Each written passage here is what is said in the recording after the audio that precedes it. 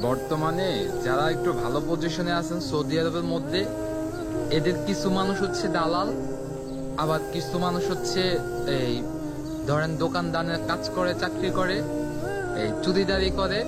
আবার কিছু মানুষ আছে হচ্ছে মানুষকে এখানে ওখানে কাজ দিবে বলে টাকা নেয়, এরাও দালালের মধ্যে পড়ে।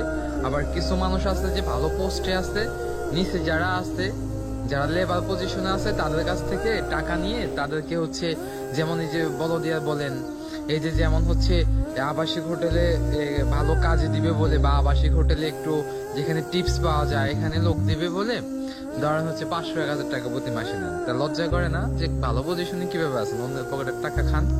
হ্যাঁ, আপনি ভালো পজিশনে আছেন কিন্তু আপনার ভিতরে প্রতি মাসে যে ইনকাম, এই ইনকামের কত পার্সেন্ট আপনার হালাল, এটা কি বুঝতে পারতেছেন?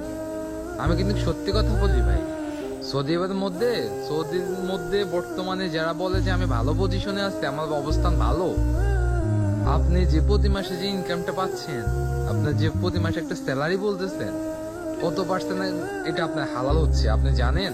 আমি জানি কিন্তু ভাই, আমি জানি যে আপনি কত পার্সেন্ট হালাল ইনকাম করতেছেন।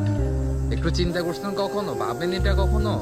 আপনি যে বলতেছেন যে আমি তো ভালো পজিশনে আছি, এই আপনি বলেন কেন মানুষকে ভয় দেখান কেন? ভয় দেখাচ্ছি না ভাই, সত্যি বলতেছি।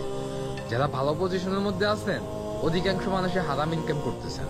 এটা মানেন আপনি? অবশ্যই মানতে হবে আপনাকে।